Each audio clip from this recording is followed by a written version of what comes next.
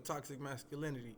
Hey, look, new details is emerging in the Diddy case, and I want to react to this video, and then we talk about what we think is going on, because they ain't put nothing solid paperwork for the public, but this lady kind of like connect the dots. This the I am not a lawyer, but I guess she got a TikTok. Her TikTok go crazy. Her YouTube go crazy. Y'all should follow her. But look, we're gonna look at this. Let's talk about Diddy. Okay, so everybody knows Diddy's house was raided on Monday, and as of now, there aren't any documents accessible by the public regarding that raid or the ongoing investigation. Everything is speculation, but there is something that I can recap. Okay, so back in February, the fifth civil lawsuit against Diddy was filed by this man whose name is Rodney Jones. Y'all remember this one? Rodney was a producer for the Love album, and his lawsuit included some stories about a redacted R&B singer and a rapper. And that lawsuit also included some images that Rodney claimed to be Stevie J. Well, on Monday, the same day as the raid, that lawsuit was amended, like a V2. So let me outline for you the differences between the original lawsuit and the amended lawsuit. You ready? First up, Cuba Gooding Jr. has been added to the second lawsuit as a defendant. There were claims and pictures made about Cuba essaying and harassing Rodney in the first lawsuit, but that didn't he get convicted of some other stuff, or like a civil case with a woman or something like that? He already been in hot water before. This crazy. Let's go. Was the extent of it. Now, in this amended complaint, Cuba is officially listed as a defendant, and now cause of action number 12, 13, and 14 are all against Cuba specifically. The next difference is that two of the defendants have been removed on this amended lawsuit. A woman named Ethiopia, I'm not going to try to pronounce her last name, we'll just go with Ethiopia. She was at one point the CEO of Motown Records. Well, according to docs, in exchange for being removed as a defendant on this lawsuit, Ethiopia has agreed to submit a declaration, and if called upon, will testify thereto. Now, the people turning?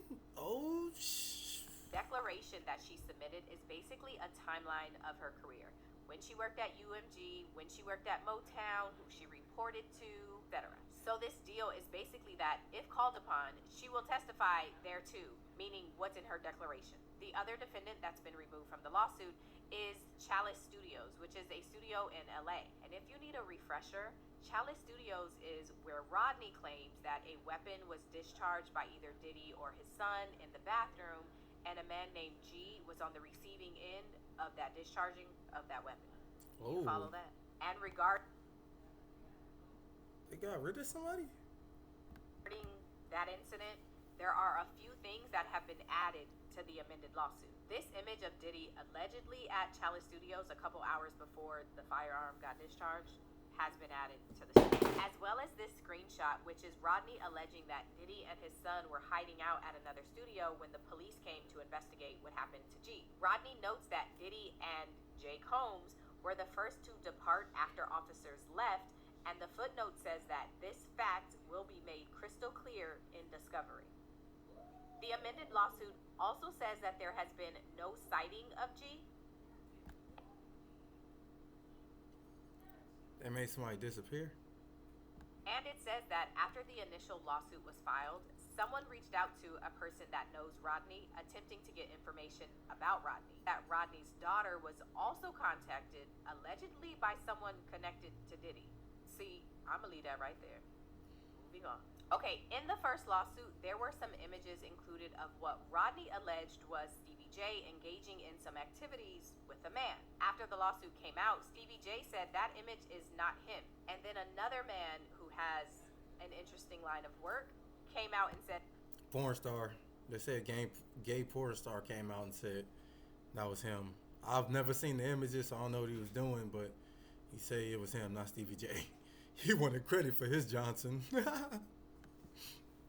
that image is of him doing his line of work. So in this amended lawsuit, those pictures are no longer included, but Rodney has a footnote that says that he stands by his position that Diddy provided him with the video and identified the individual in the video as Stevie J. The initial lawsuit included that. That's questionable, because Is that the video he provided?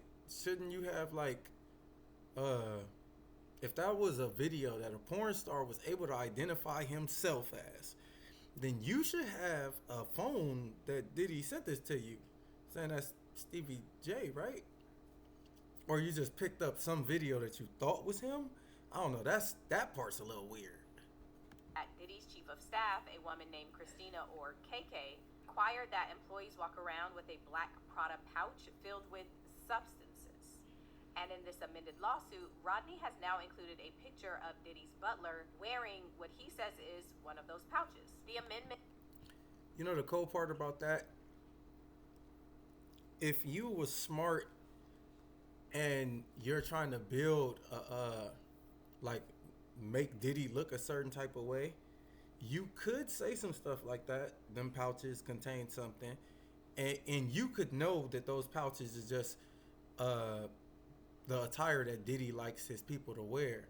But you can put up a whole, there's something in it, there's this, and that, and like we have to believe it because it's all the other things line up. But there's more. Hold up. So, but that threw my whole thing out the window. My bad. And also includes this picture, which Rodney says is of Brendan Paul. Now, if you've been paying attention to the news, on Monday when Diddy was at the airport while his house was being raided, the feds pulled up and there was only one person who was arrested. And that person was 25-year-old Brendan Paul. Brendan was charged with 2 counts of possession of some stuff and 1 count of possession of some other stuff. So the first and the amended lawsuit both say that Brendan Paul is Diddy's mule. Rodney alleges that Brendan acquires and distributes substances and weapons. Are y'all keeping up? Okay, just a few more things before I go. In this amended complaint, Rodney says Diddy had a few women on a monthly stipend, and he includes who those women are. And Rodney specifically notes that it's unclear if the women who got the stipend were provided the appropriate United States federal tax documents for those payments. See, not Rodney trying to see if they was paying taxes. Sir, last thing, this amended complaint includes a table of Rodney claiming times in which substances were trafficked from one place to another. And at the bottom of the table are some footnotes that I'm just gonna leave up so you can read yourself. All right, there are more differences between the initial lawsuit and the amended lawsuit, but these are the big ones. I'll be talking through the rest of them on my podcast, I'm Not a Lawyer, but The Debrief. The episode will be up on Friday, but if you're in my Patreon, you got to watch it live today, and you already have these documents. So either join my Patreon or go subscribe to my YouTube channel, because we're going to talk about it. I left that up because I like her, and y'all should go subscribe. But hey, look.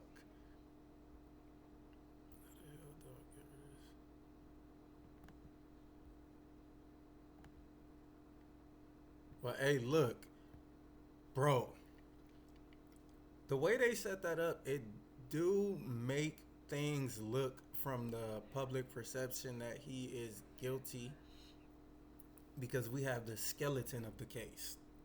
Like, and the skeleton is pretty much all you need for the public perception.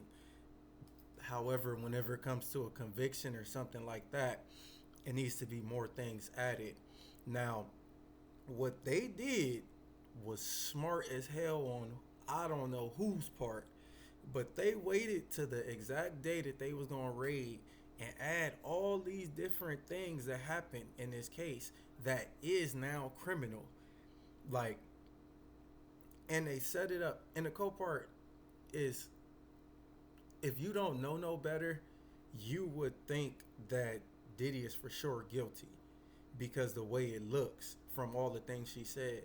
However, you could know a little bit about his operation and him not be guilty of everything that they're saying.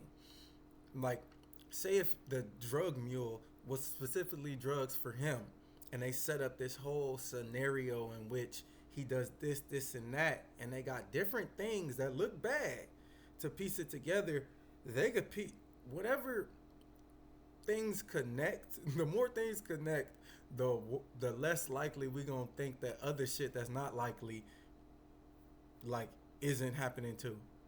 So if you getting convicted of 5 things, you're like, fuck it, let's just throw this last 3 in there. They all look, he might have did it, fuck it.